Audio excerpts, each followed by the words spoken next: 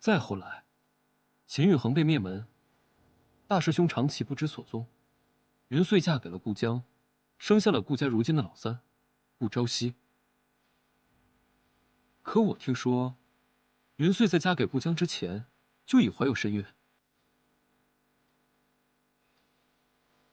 有些事情你知道的越少越好，你只需要知道，只要有大哥在，你可以永远无拘无束的做顾问说。走吧，别让瑞王久等了。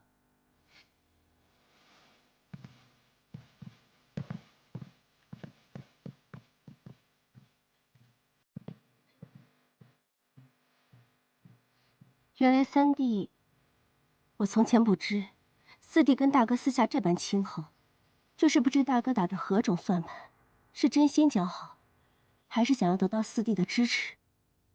你说三弟并非顾家之子这事，大哥如何知晓？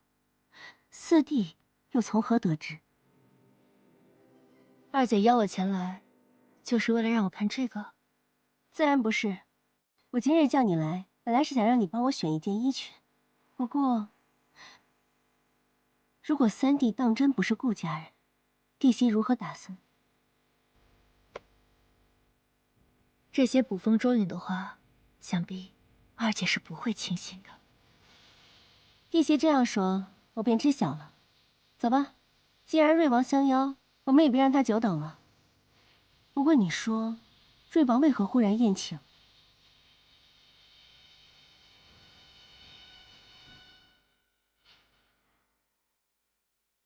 今日能与诸位在这里相聚，实属幸事。大家莫要拘谨。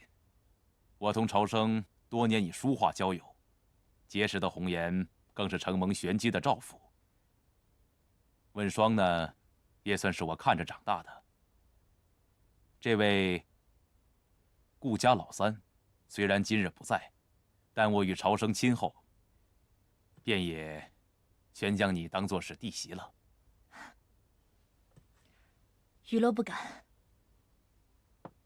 只是有些遗憾，我偶得一盘残局，听闻三少主奇技了得，便想与之切磋。如今看来，恐怕是心愿难了了。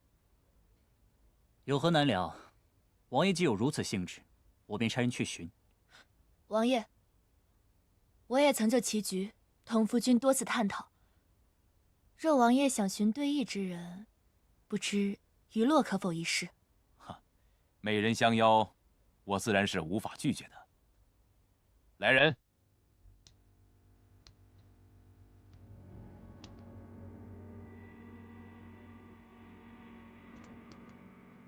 王爷。啊，抱歉。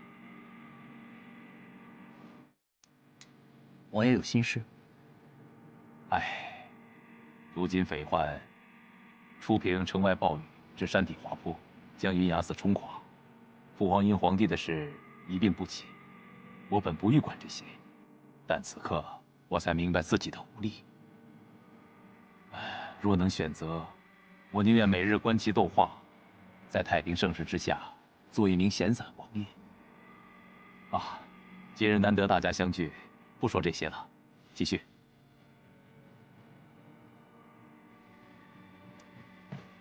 王爷，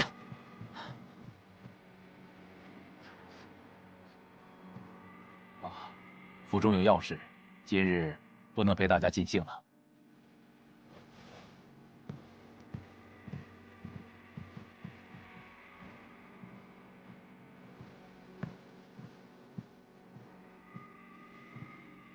四弟，可要对弈？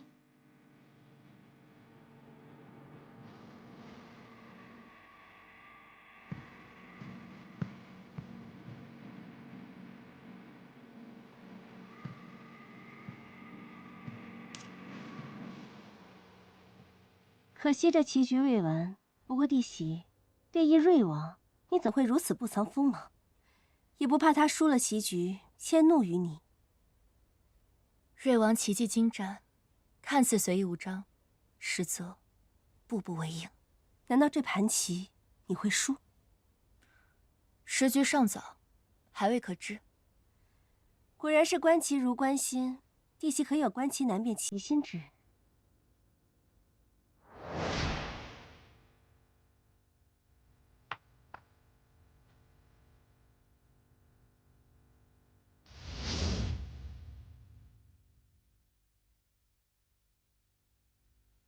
不会是我三弟吧？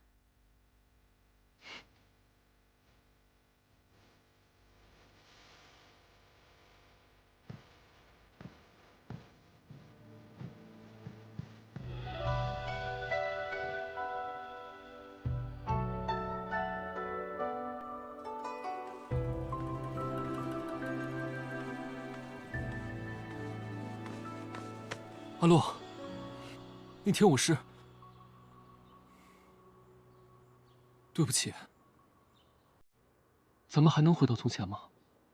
你我相识已有5年，在玄机阁，你从未有少主家子，善良、热忱，也是我所见之人中最为干净通透的。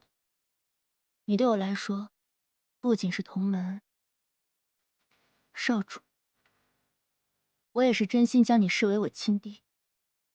如今我嫁给朝夕，随他称你生四弟，自然是不会将你那热无心的话放在心上的。时间也不早了，我该回去了，你也早些回府。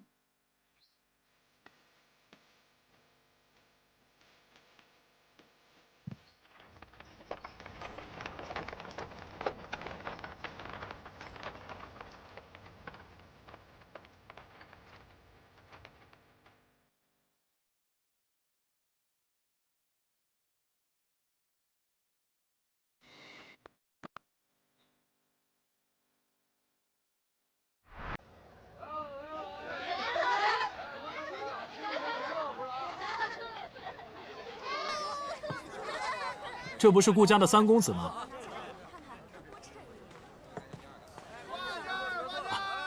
正好在这儿遇见你，免了我去顾府的麻烦。这个就交还给令夫人了。还有这个，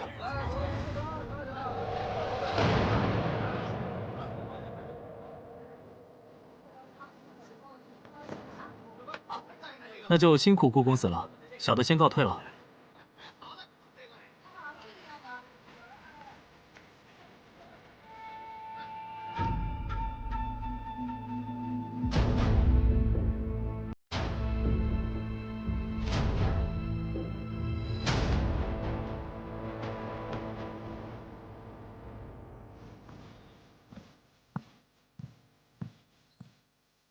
他人呢？他说今日天气寒凉，怕主人在宴席饮酒，身体不适，做了汤温着就出门了。他去哪儿了？你怎么没跟着？去了胭脂铺，有安卫跟着。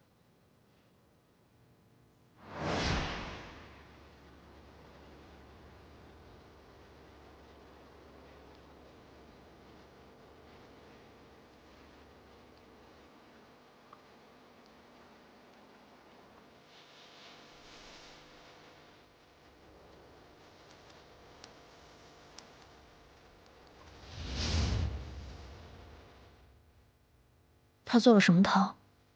说是驱寒醒酒的汤，可要我现在端来？不必了，等他回来吧。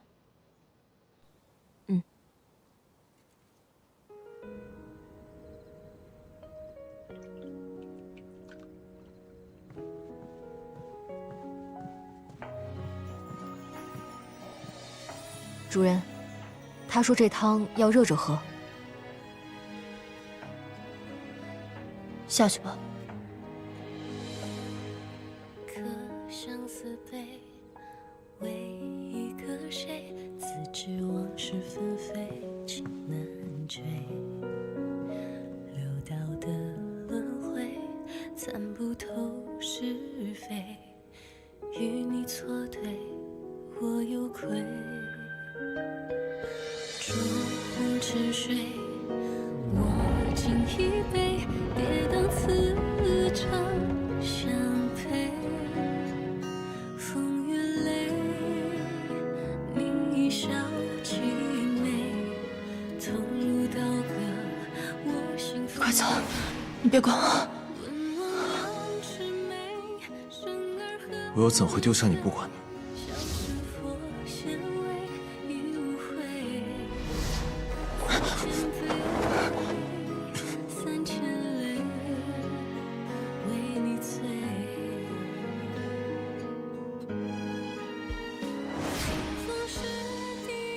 一个男人哪怕性格再温和，若是连自己的夫人都护不住，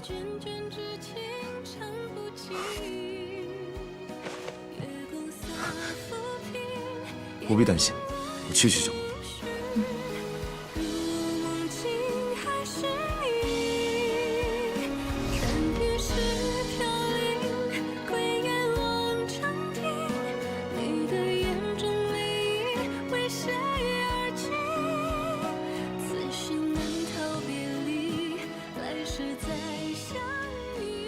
回来了。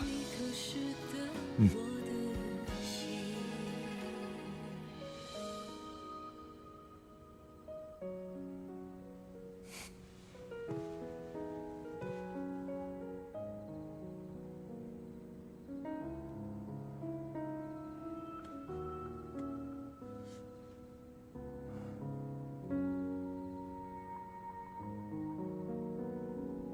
谢谢。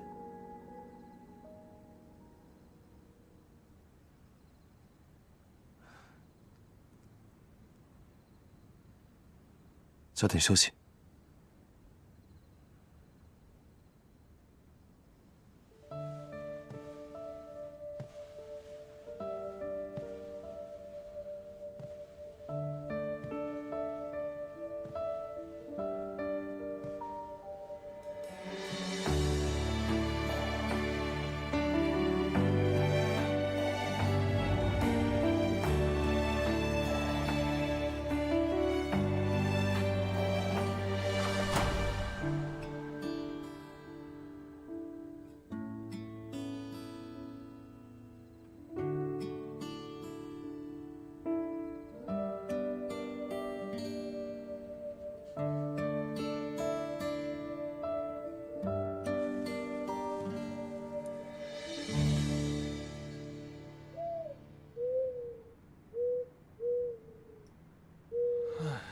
咱都守了多少天了？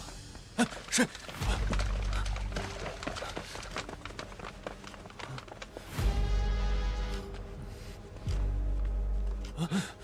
糟了！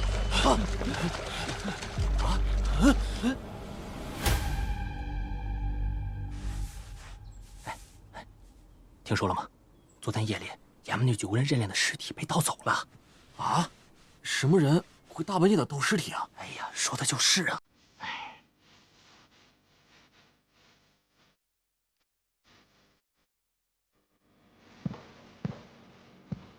夫君留步。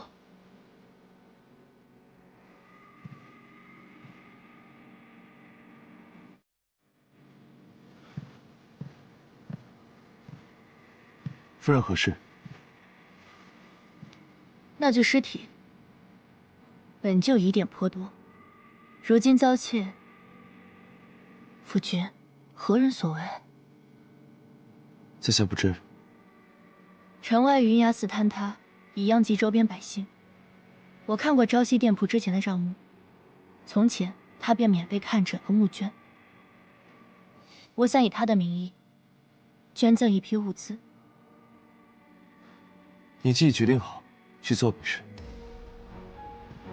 夫君，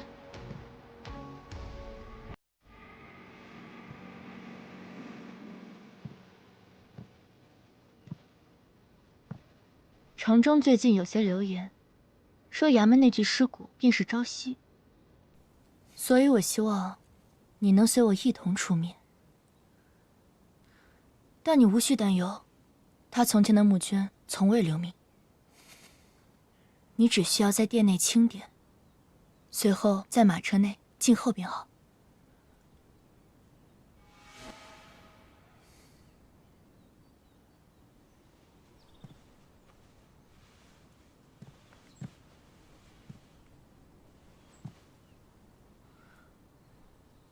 夫君今日身体可还有不适？未曾。物品清点已完毕，你只需要随我去趟店铺即可。我身体还是有些不适，你叫玄清陪你去吧。玄清已出门，替我办些事情。夫君，方才不是还说身体无恙？朝夕虽因身体常年在这院中，却曾不留名接济过很多百姓，药房更是每月都会免费请郎中看诊赠药。如今若他还在，听闻此事，想必也不会置之不理。三少主果真是风光霁月之人，也难怪你愿意趟顾家这趟浑水。夫君这样说，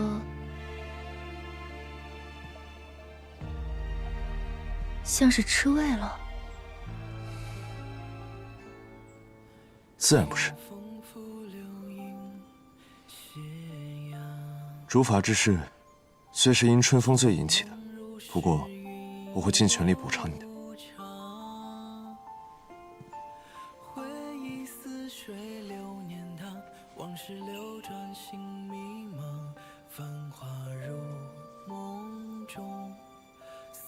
如何补偿？待三少主归来时，我定会向他请罪。请罪？如何请罪啊？说你我二人不洁？非也，此事一切罪责在我。你中了春风罪，可我没有。若论罪责，恐怕我才是该万死之人。我们不必争论是谁过错，便只当此事从未发生过。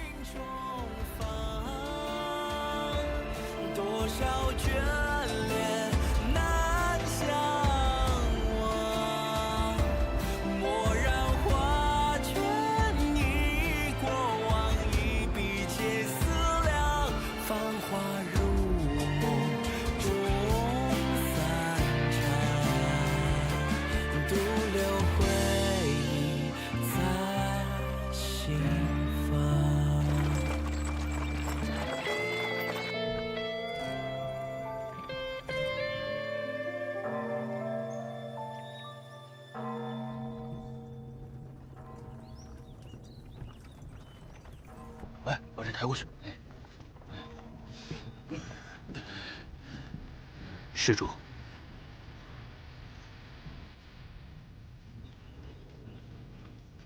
有劳各位了。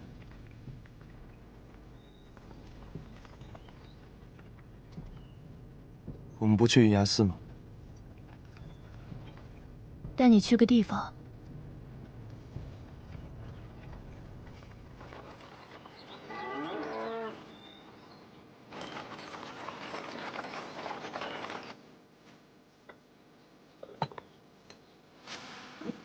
来，喝口水，谢谢。记得按时服药。谢谢，谢谢。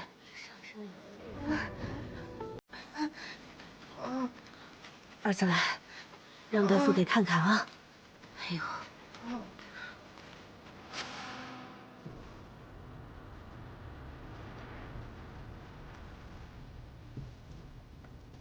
前几日的大雨让云崖寺坍塌，有众多商户在瑞王号召下为寺庙募捐，但这场大雨让这些猎户同被灾祸殃及，鲜有人知。我怕这些人无人照拂，便请郎中先行来义诊，只是未料到大哥也已先行，差人将物资送到。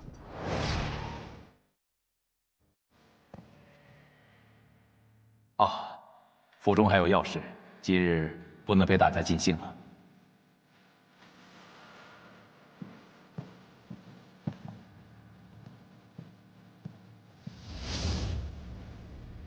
怎么了？我只是在想，大哥究竟是什么样的一个人？人都是有善恶两面，正时之下，谁都想做善人；败时之下，又何以笑他人为恶？与其分辨他人善恶，不如为其留下善良。所以你临行前收到的消息便是这个。既然已有人帮扶，也请了郎中，想必他们没有什么需要帮助的了，我们就先回吧。哎，回来了，回来了，回来了！怎么样了？让我喘口气。我跟你们说啊，那帮官差说我们的房屋坍塌是自己的问题，他们不管。去之前就知道会这样，还好有顾家的大少爷和三少爷给我们送来了这么多粮食。是啊是啊，多亏了顾家，顾家真是大善人呐！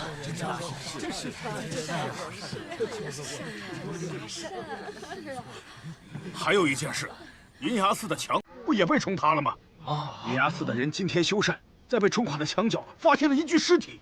尸体？等等，怎么会出现尸体呢？哎呀，这谁知道啊？夫人不是已经帮了他们，为何还这般愁眉苦脸？我素来不喜管这些闲事，不过若朝夕见此情景，他那般心善之人，恐怕会更添烦忧。若是三少主平安归来，那时你二人便可同济天下。我们区区商户如何可济天下？不过，听闻瑞王最近有些忧虑，如今太子薨，若瑞王有心为民造福，恐怕倒也不失为一件幸事。你也这般觉得？娱乐不过女流之辈。商户如何？女子又如何？有为百姓之心，即为滴水之意，也可成为大旱时的第一滴雨，垂危之际的最后一滴水。主人，主人，云崖寺墙下发现一具尸体，尸体是位成年男子，如今已被官差带走。他随身带着医者的针与药，官差在他身上发现了一个与他简单衣着不符的香囊，可属下瞧着那像是大少爷的。下去吧。是。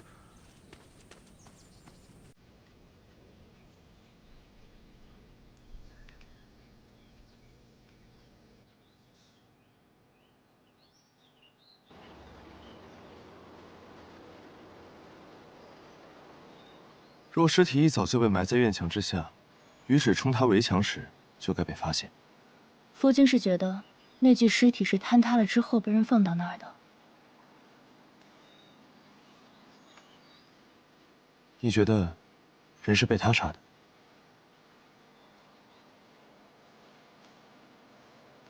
顾朝生此刻就在寺中，官府顺着香囊去找到他，也是迟早的事情。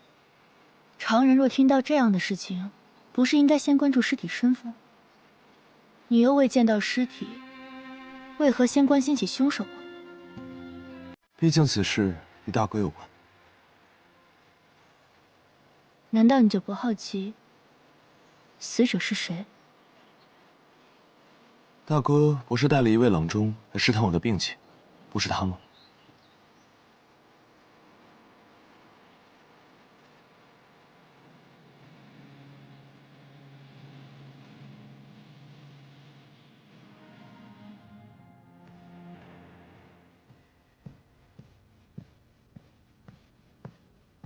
夫君莫要太过费神，偶尔也要休息一下。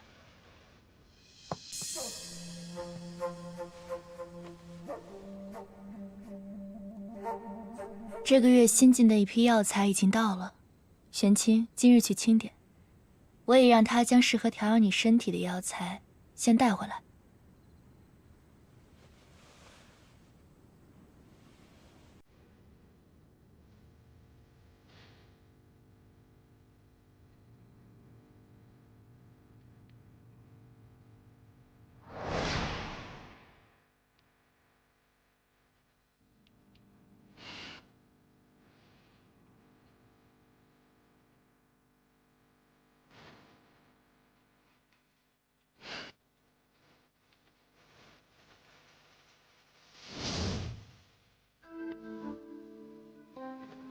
如此，便多谢夫人了。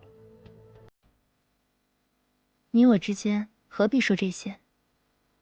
若能让你身体康健，便是世上有灵丹仙药，我一定会跨越万般险境，去为你寻来。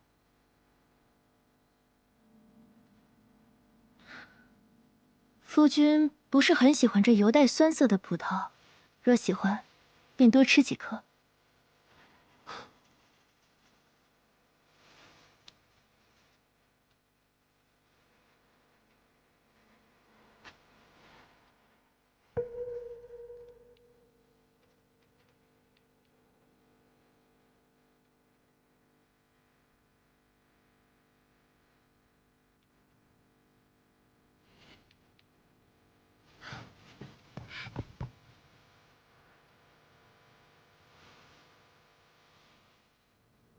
夫人玩的可还尽兴？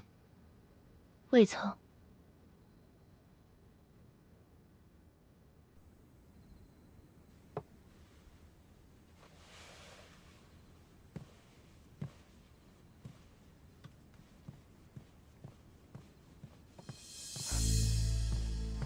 主人，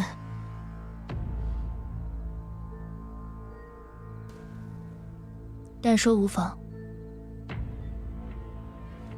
我已按照主人吩咐，仔细检查过那具骨骼。自骨骼长度和骨龄推测，尸体极有可能是三少主。知道了。大哥应该也在猜疑，那尸体是被我盗走的，所以才派人来监视我们的一举一动。需不需要我去？不必了。若他们想看，就让他们看。只是，若那具尸骨当真是朝夕，想到他含冤而亡，我却无法祭奠。主人，不过，大哥应该很快会有动作。云崖寺坍塌的墙院下，发现一具尸体，尸体旁遗落的香囊，极可能是大哥的。那具尸体，去查一下。若我所料不差，应当是秦神医。醉仙楼的老板娘秦神医，如此接二连三的死亡，偏偏都赶在我们之前。一切或许并非巧合。您是说，您的那位夫人身边有细作？天蓝，好了好了，我不说了，我就是在怀疑会是谁。不会是他身边那个叫什么青的侍卫吧？如今这顾家我已探得七七八八，除了老家主的房间和山顶上那座高塔，我没太敢轻易靠近。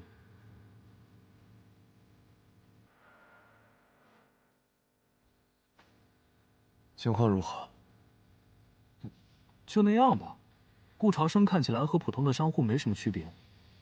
顾玄机院中倒是种了很多毒草，他整日不是在房间研究这些东西，就是去醉仙楼练武。至于那个顾问霜，他更简单了，房间里干净的什么都没有，每日就是沉迷练武。哦，但他武功不低，我没太敢轻易靠近，怕打草惊蛇了。对了，那天我中了醉仙楼老板娘的毒，您把解药给了我，可您不也闻了那香？您后来怎么解的毒？继续盯着那个人。顾朝生最近在监视着扶风阁，若无要事，不必联系我。是。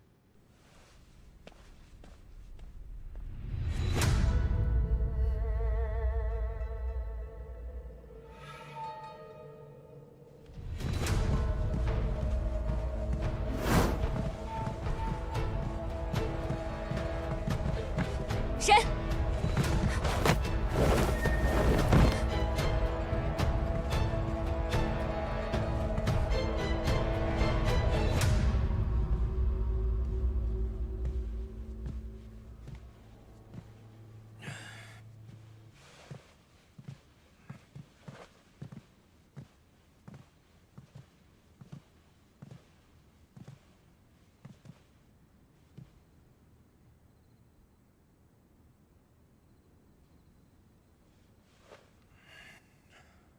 怎么喝酒了？你这是要去哪儿？二姐邀我一叙。今夜天气寒凉，夫君早些休息。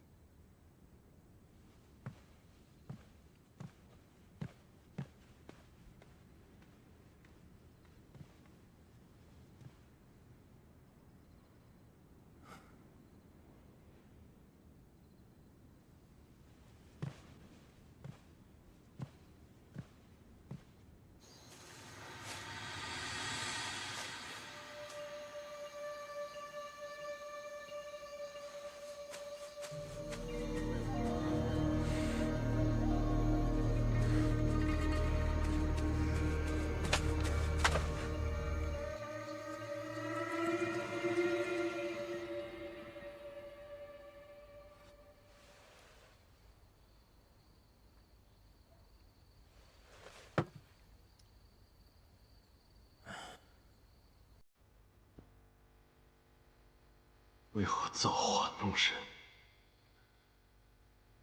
在我刚知道同胞的兄长当年原来未死时，就得知了你已身死的消息，又让我再以为自己寻到所爱之人后，才知道他原来是何故不得殿，何以为家？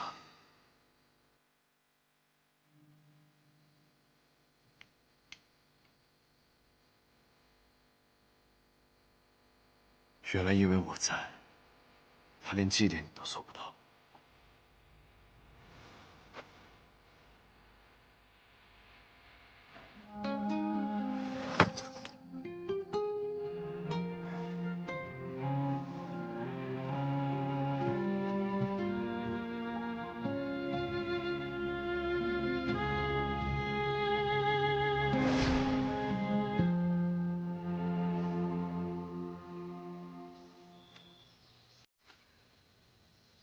师傅，我已经没有什么可以教你，主上也不必再以师傅相称。如今的我，也不过就是个守墓人罢了。一日为师，终身为父。罢了，你根骨绝佳，我已将毕生所学传授于你，天机门也算后继有人了。不过，你不要怨恨你的父皇，他在那个位置上有太多的身不由己。我又怎会怨他？你有多久没有真心的笑了？莲姨当年遇刺，与你哥哥一同离世。若是有他能陪你，你也不会像如今这般。虽然我也因莲英的死也对他，但你父皇力排众议将你立为太子，本是想保护你，未曾预料，反而让你陷入了险境。他也因此假意冷落你，想以此来保全你。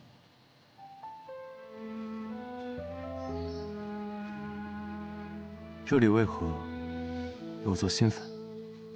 天机门，无论嫁娶，同去同归。也不知我还能当几年这守墓之人。师父，你该走了。人这一生，何谓真假？真相与假象，往往相生相依。只有你敢于相信，才能看到。莫要到了最后，追悔莫及。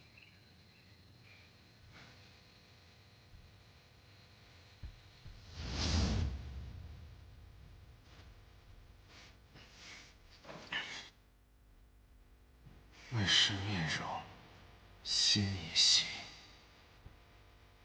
言何以显，共此生。生离未遇，长相忆。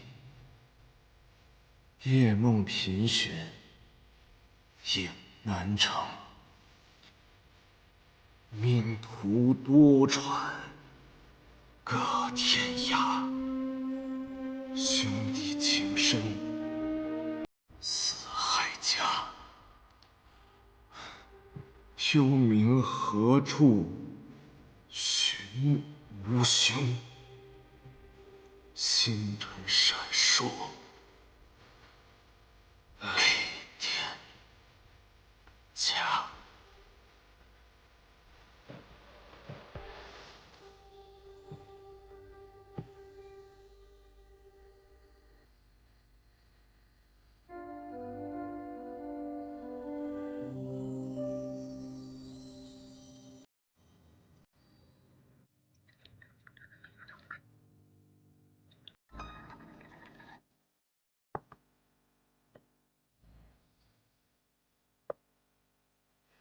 弟媳今日来与我同聚，不知所为何事。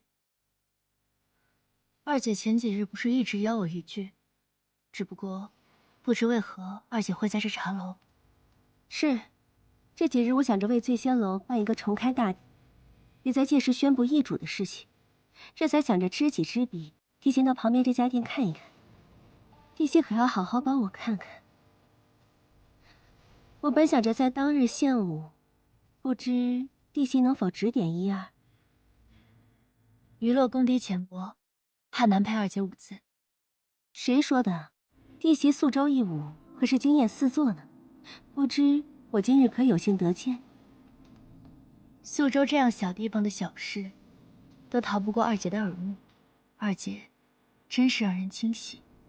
只是刚巧路过，见那家酒楼内热闹，便去瞧了瞧。不过那天沈将军也在，还真是很巧呢。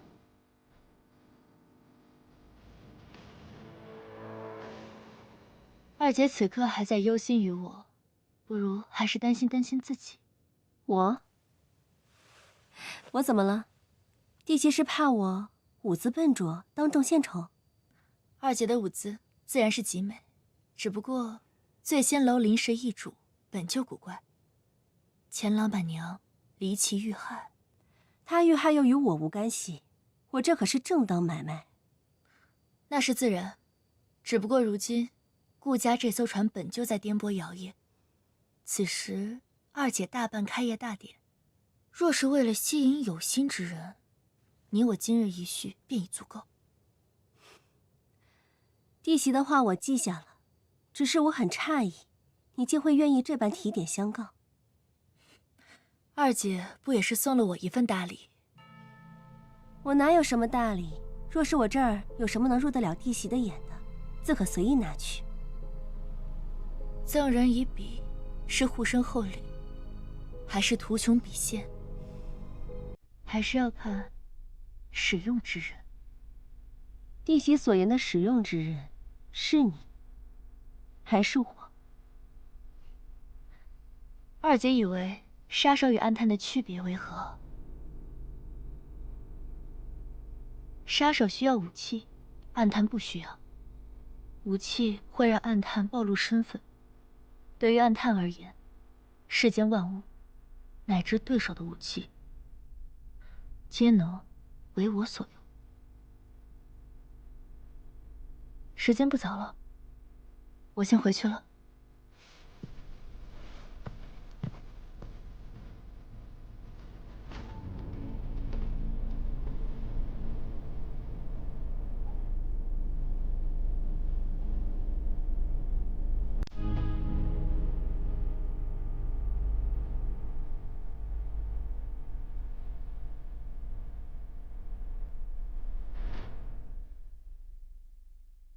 你我之间，又到底是厚礼，还是图穷匕现？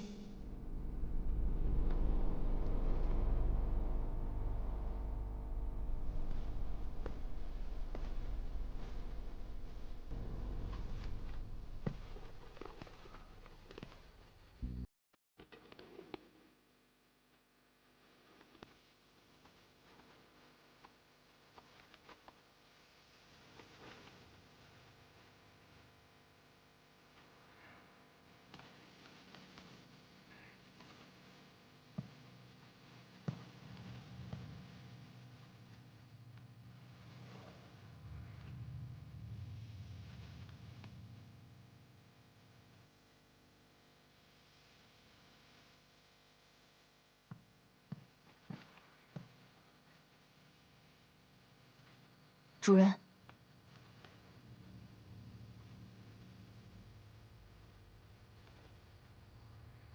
这首诗很少有人知道，是曾经一位诗人为当年故友留下的半句话。明明未提及生死相别，却句句皆是山河万卷，美酒佳酿，无人与共的思念。你倒是有心了。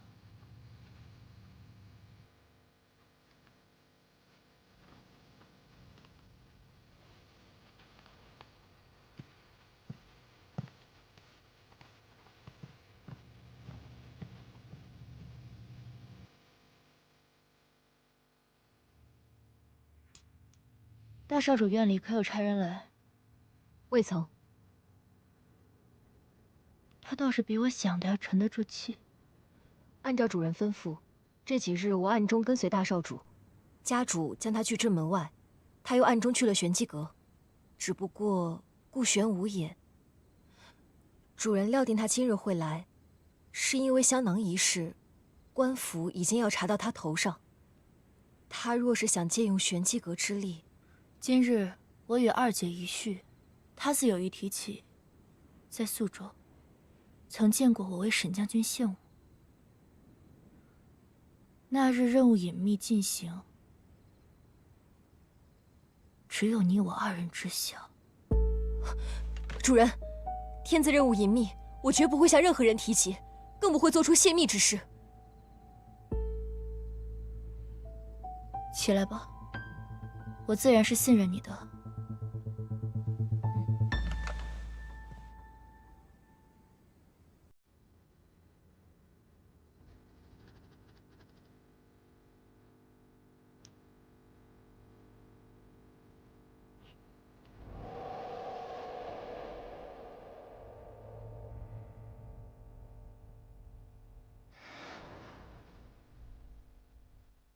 前几日，扶风阁有刺客潜入，你被暗算后昏迷。在处理刺客时，你说听见了异响。是，属下当时神思混沌，但在与刺客对峙间，似乎听到了异响，就好像是有人在暗中相助。知道了。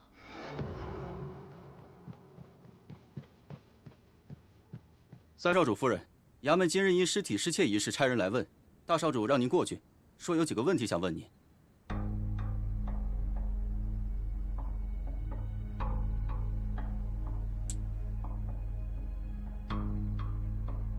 知道了。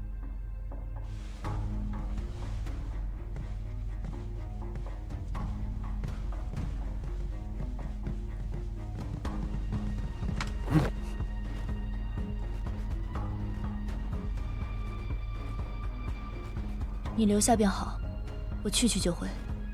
嗯。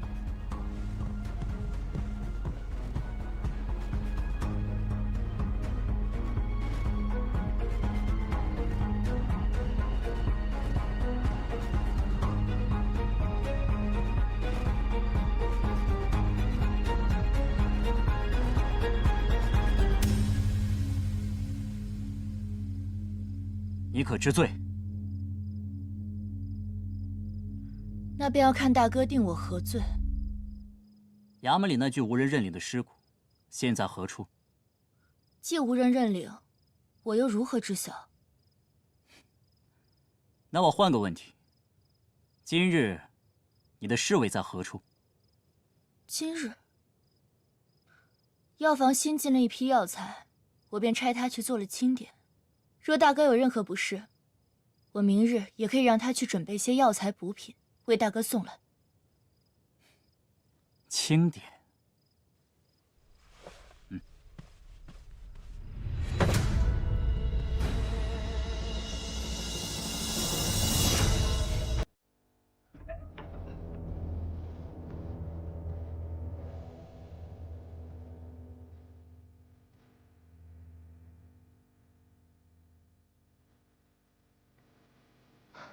发生何事了？雨落呢？大少主来者不善，将主人带走了，一切可能与三少主有关。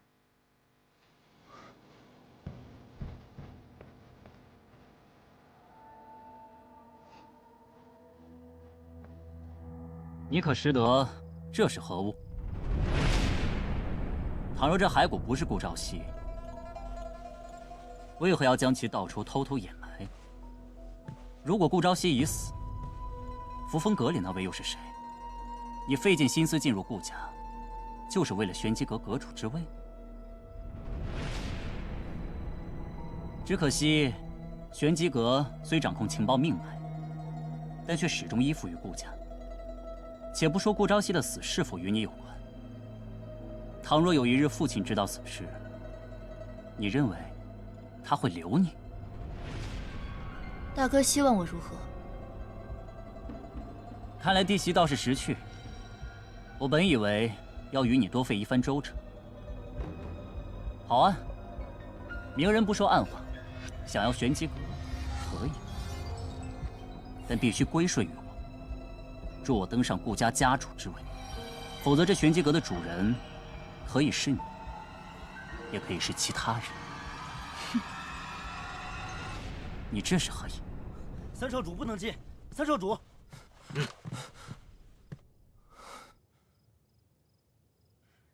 余洛只是好奇，大哥如今为何那么匆忙，唱这一出鸿门宴？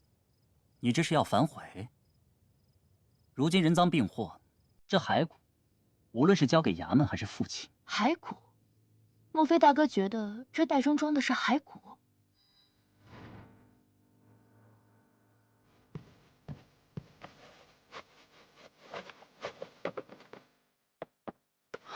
我的夫君就在这里，大哥莫不是信了那些流言蜚语，手足不实？今日我也去了云崖寺，见官差发现了这香囊时，便觉得眼熟，后来我才想起。所以，我便让玄清将其倒出，想着晚些将后续处理好，以免衙门怀疑到大哥身上。如此香囊，你竟用木盒掩埋，你当真以为别人不知你是何居心？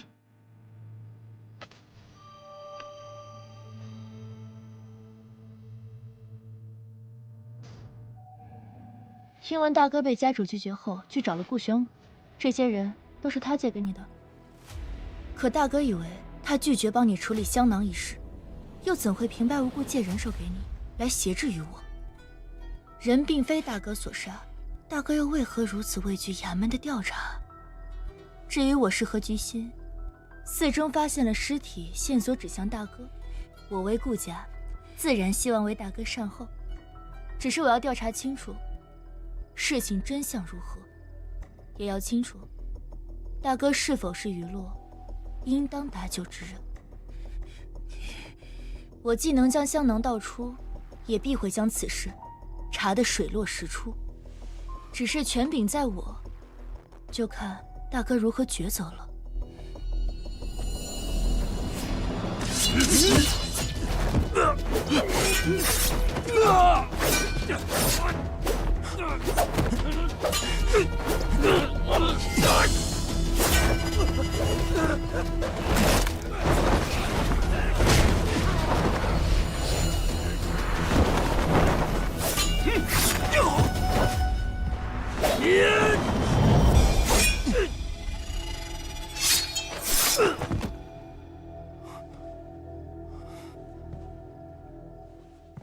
日后便希望与大哥协作愉快。顾家如今局势难断，大哥难道一点都未察觉？你买凶冷言，借玄机阁之手杀婉娘，当真觉得一点风声都没有？你借郎中之名，想试探顾朝夕是否识得那枚玉佩，可你又怎知，那是不是寻常的郎中？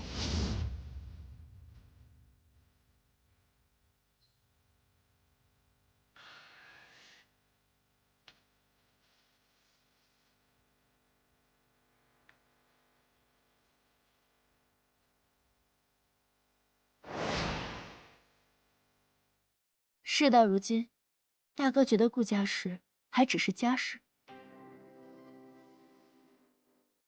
大哥可以回忆一下，是什么促使你买凶杀人？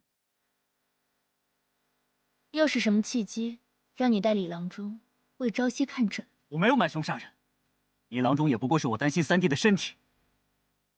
不急，大哥可以慢慢想想。今日时间也不早了，就麻烦大哥请人来清理好这些尸体。不过，希望大哥今晚还是可以睡个安心的觉。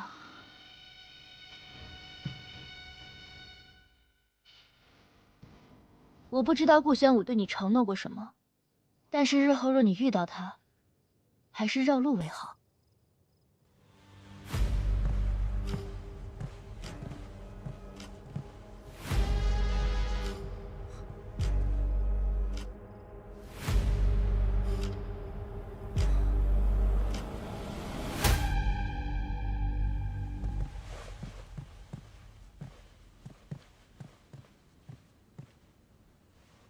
夫人，侍卫并未回禀，大哥是否会有危险？危险？若能引出幕后之人，岂不是更好？这秦神医之事，你当真要管？我原本也未曾这般想，但夫君不是说过，与其等待分辨他人善恶，不如为其留下善路。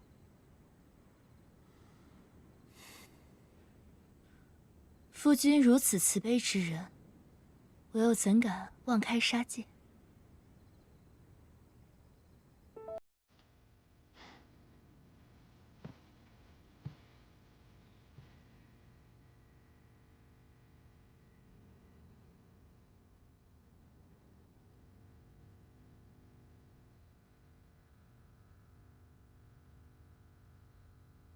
夫人也该知道，并非是我慈悲，而是在这权柄之下，与其杀掉一个人，不如让他成为你手中的一把刀，显然后者收益更大。只是，我始终是别人的一把刀罢了。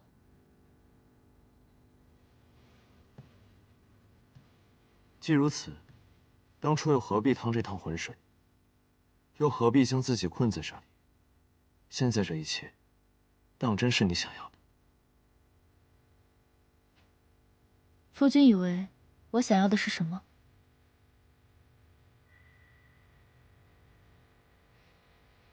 自由。自由。夫君以为何为自由？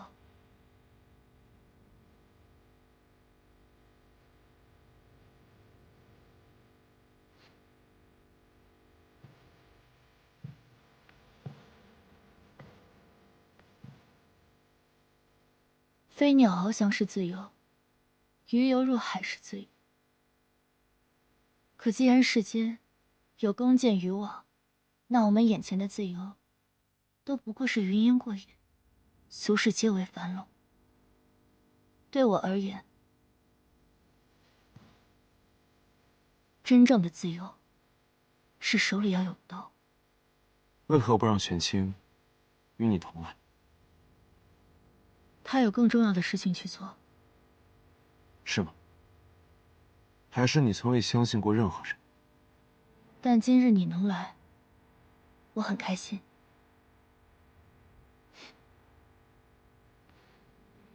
时候不早了，走吧。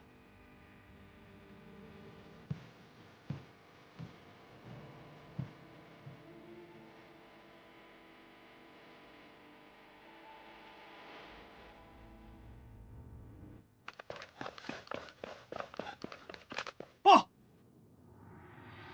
说，安排在大少主身边的人行动失败，一个都没回来。是。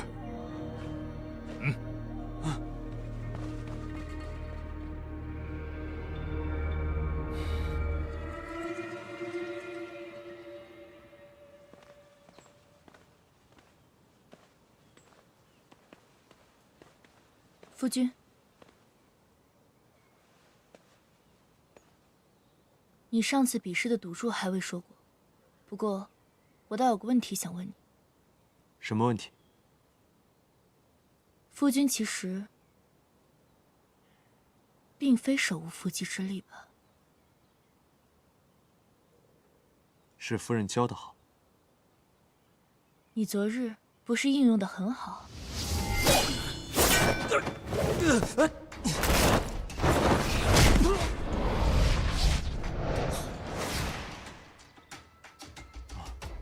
情急之下碰巧罢了。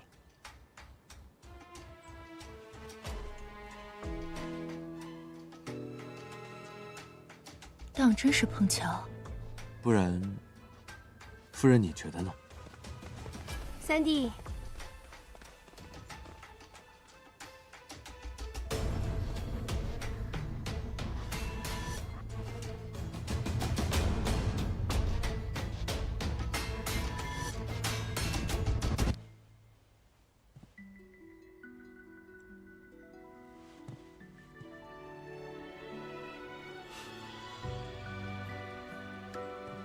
三弟真是好福气，弟媳这般美人，即便我是女子，也想将你娶回家呢。二姐说笑了，只是这醉仙楼，我已经打算再兑出去了。弟媳说的对，与其台前表演，我倒是更喜欢幕后关系。不过，我近日听闻了一桩趣事，半月前有位公子在醉仙楼。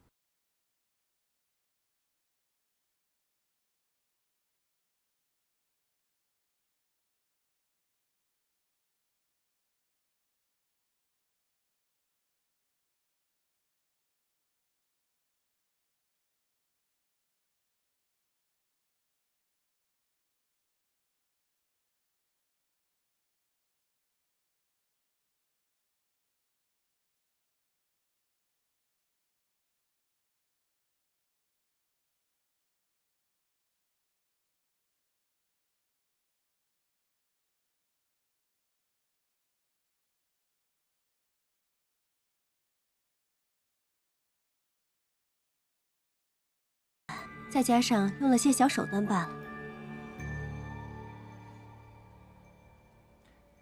尺寸合身，二姐有心了。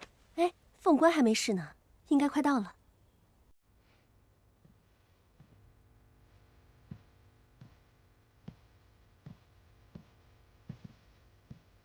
怎么会是你送来？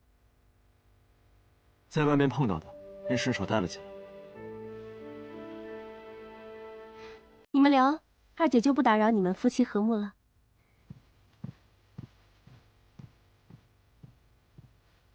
婚前相见，听闻不吉利。因我成婚多日，不过是补个仪式罢了。你需要我帮你完成婚典，那大婚之后，你有何打算？夫君呢？有何打算？